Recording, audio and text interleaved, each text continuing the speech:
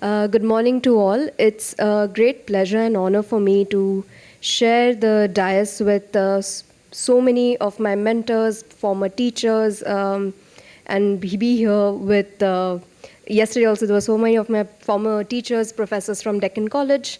I would also like to take this opportunity to thank the Directorate of Archaeology and Museums of Maharashtra and the KJ Somaiya Institute for inviting the BDL Museum to participate in this very important conference on Maharashtra's cultural heritage. I'm particularly pleased that we see so many students today. This is something I think that's very important, that conference be accessible and attended by as many students as possible, not just people in the industry. Now, I hope many of you have visited the Bhau Dajilad Museum. It's in Bhaikara. If not, please do come next year because the museum is currently shut for repairs. But we do have public programming going on, so you can still come to the museum and engage with us in our education center.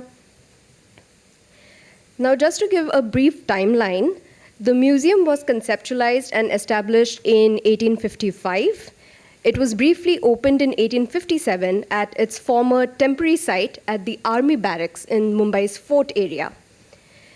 It was also known by many different names, but for the longest time it was known as the Victoria and Albert Museum of Bombay, making it the sister museum of the Victoria and Albert London Museum. As you can see, it's a beautiful, magnificent building, which was finally built between 1862 to 1872 and opened on 2nd May 1872 for the public. The building was actually funded in its initial stages by the eminent citizens of Mumbai, such as David Sassoon, Jagannath Shankarshed, Birdwood, and Bhau Dajilad, and many, many others. It was, in fact, envisioned as a college of inquiry and renamed after the great Indologist, physician, and a true polymath, Dr. Bhau Dajilad, in 1975. It was him who had actually played a crucial role in fundraising the museum. By late 20th century, because it's such an old building, it had fallen into a derelict state. However, by 2000s, it was identified for a complete restoration and revitalization by the Indian National Trust for Arts and Cultural Heritage, under the leadership of Tasneem Zakaria Mehta, who was then the Mumbai convener of the INTAC's Mumbai chapter. She approached the municipal corporation or the Bruhan Mumbai Mahanagarpalika, under whom the museum was put since 1886. They have been in charge of the museum. And she approached them with a proposal to completely revitalize the museum. How it was before and after, there is a video on our website, on the museum's YouTube channel for you to see. And the BMC were very enthusiastic with this proposal, but said the government does not have enough funding and they will have to figure something out by themselves in TAC. This led to what is, I think, India's first public-private partnership model in Indian museums.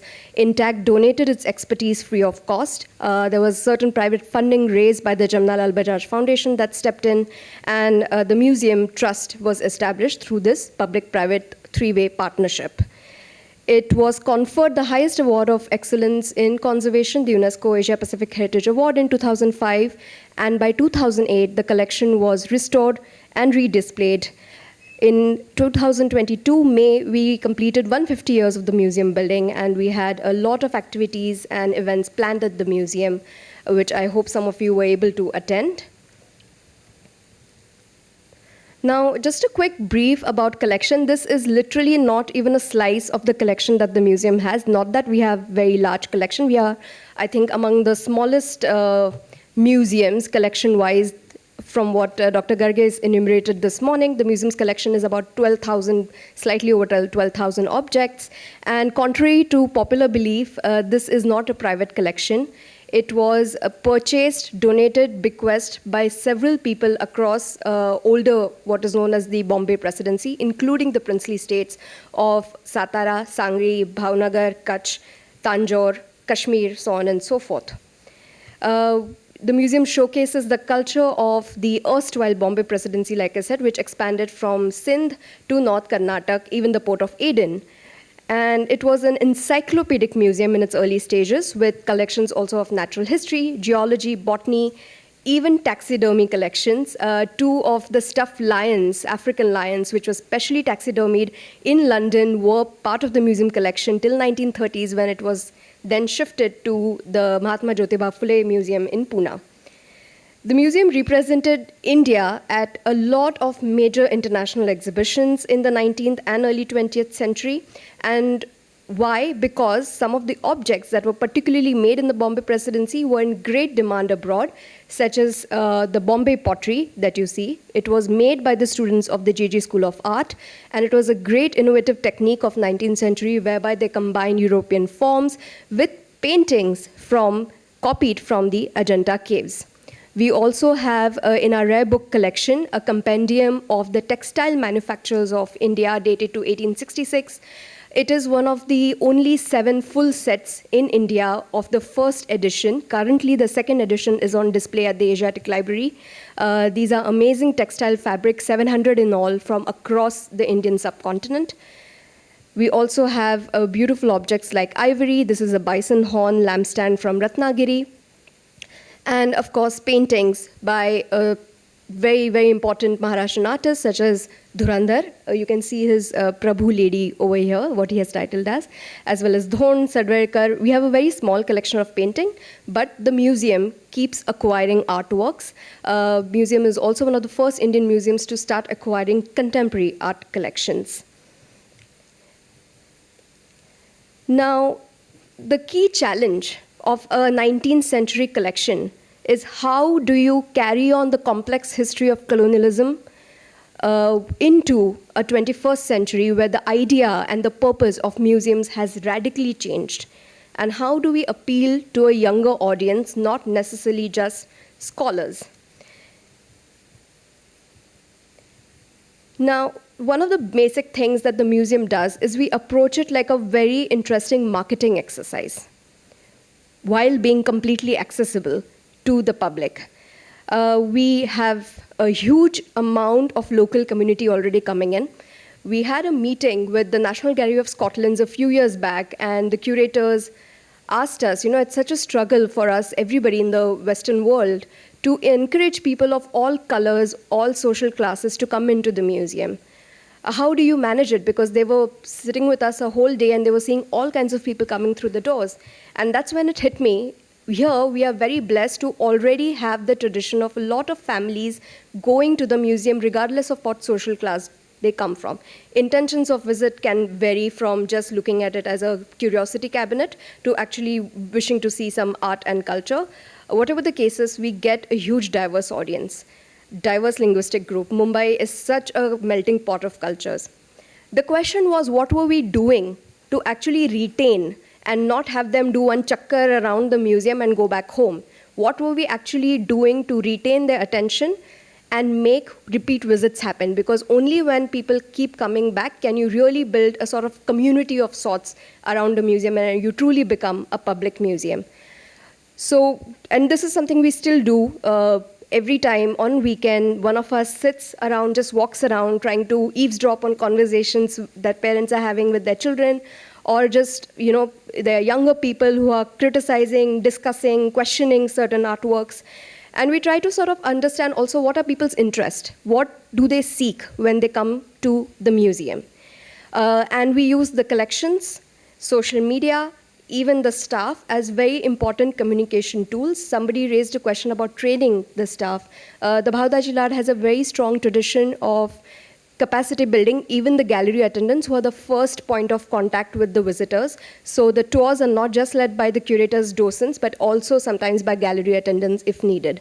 So even the top artists who display artworks in the museum, we have a condition that the artists spend one day talking not just to the curators, but to the gallery attendants, because they are the ones who are going to have to explain what is on display to many people coming in.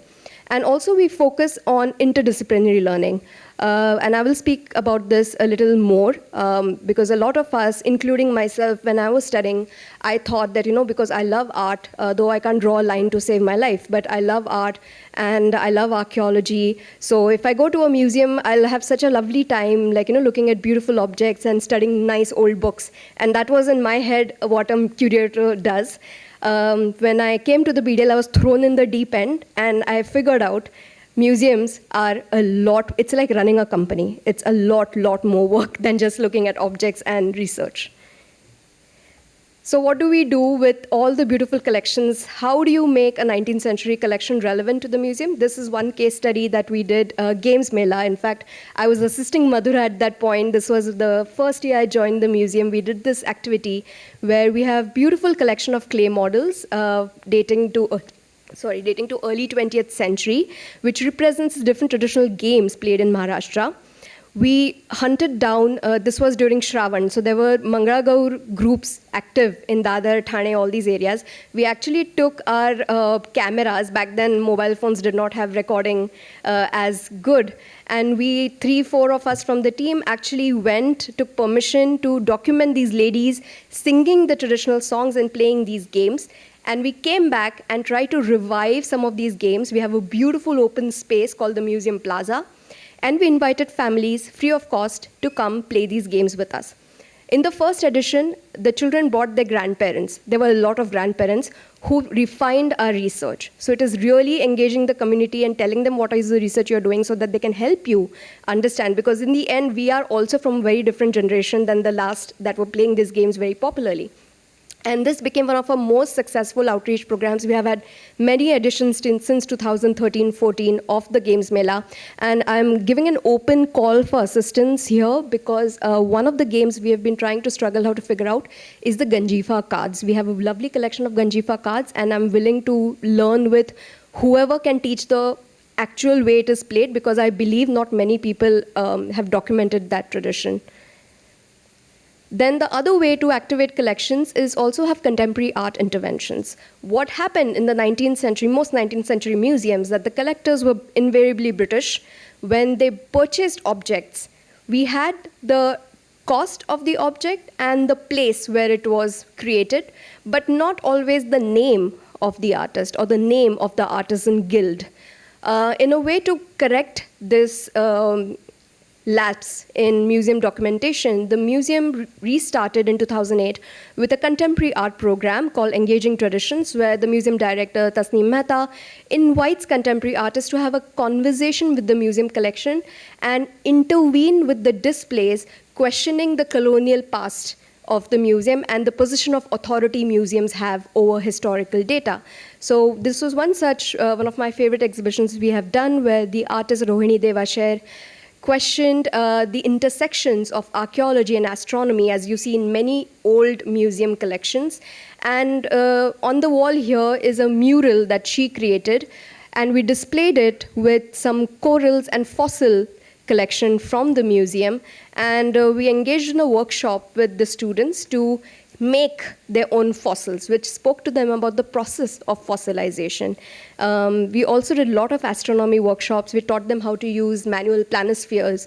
So this was a great fun through contemporary art. Also, apart from obviously workshops for children, it is important to engage adults, young adults, as well as senior adults in different kind of conversation. Mumbai is so starved for cultural spaces. Yes, there are theaters, but there's not really enough experimental spaces for programming. And we decided to open up again our plaza, our education center, to do a lot of experimental programming. One such program is Museum Katta, which is dedicated to discussions on Marathi literature, cinema, theater, folk arts as well. And again, it was hugely popular. Here is a poster. We did a one-week film festival curated by Sumitra Bhave and Sunil Suktankar. And our education seating capacity is about 80 people at one go. Every day we had at least 100 people. This was pre-COVID, so we were not thinking about social distancing. And over 800 people attended this film festival in the span of 1 week.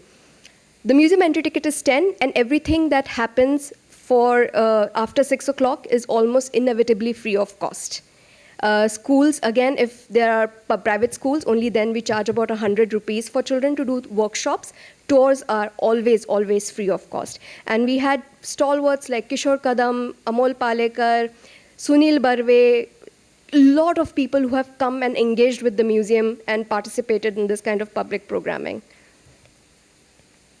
Like I said, also it's important to celebrate local culture, which was till hereforth ignored in a colonial institution. So we work with, in the center is Chetan Gangaune. Yesterday, you might have seen the Pinguri Chitrakathi show. So we had invited him a few years ago to do a Chitrakathi workshop with us at the museum, and we did an extensive interview with him to talk about the intangible practices, which is up on our YouTube channel. Above is Dr. Chandrashive from Mumbai University, who was singing Povada. He has a PhD in Maharashtrian Povada culture. Behind him is Shahir Yashwant Zadhav.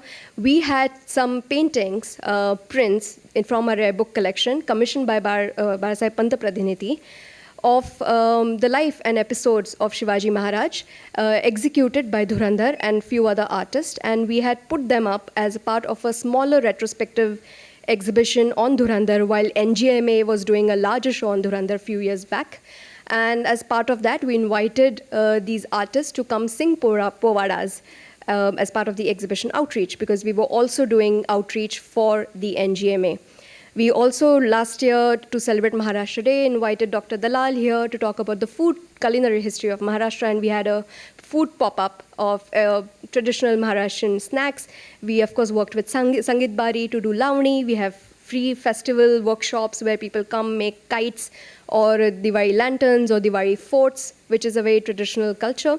And here the Warli painting that you see was actually a part of a contemporary art installation that URBS, the Urban Study Group, did with us, where we charted the life of the circulatory migratory life of people from Ratnagiri who come to Mumbai for work and then go back. Like I said, one of the key things why the museum is successful is because of our multilingual approach, whether it be in person or online. We have an English as well as a Marathi website. All our brochures, museum labels, everything is available in both languages. And also recently, we partnered with Google again, and we were invited to be one of the 55 institutes worldwide to do a kind of a 3D exhibition gallery wall they call a pocket gallery. So we launched this exhibition called Jadughar, or a Hall of Wonder, which looks at some of our earliest collections which are not on display. This is available again in English and Marathi. It's on our website. You can go check that out. Like I was saying, a museum is not just an institution for art and culture. And this is something we struggle with when it comes to convincing, especially municipal school, to come and spend time in the museum. They often don't have the resources, or the decision makers involved do not want to give that much importance to art, what they consider not as important as STEM, which is the upcoming trending thing in India right now.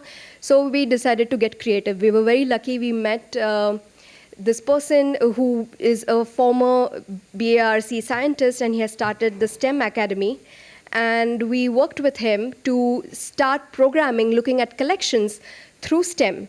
This attracts school. They are more ready to engage with the museum if we say, oh, we are looking at STEM. And we connect it to the museum collection, because in the end, art and science is not separate. It's one. Without a mathematical precision, understanding of geometry, you can't even weave a patola sari. So it's very important to talk about how interconnected these two worlds are, and we do that with these sessions, science sessions, twice a month. Students used to earlier come to the museum, then we realized the demand was so much. We started, through the pandemic, going into the schools via a screen, and now as many as 800, 1,000 students participate at one go, which was not earlier possible in the physical space of the museum.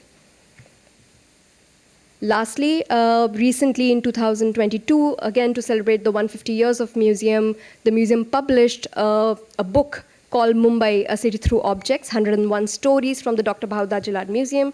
It began really 10 years ago as the museum director's PhD thesis, which was then converted to what she thought was going to be a catalog of 100 pages, to as and when we were doing deeper research into our collection, the stories became so fascinating that it's now an almost 400-page, 3-kilo book, which was published by HarperCollins, and we were so proud of this. The entire team has contributed towards this, past, present, everybody.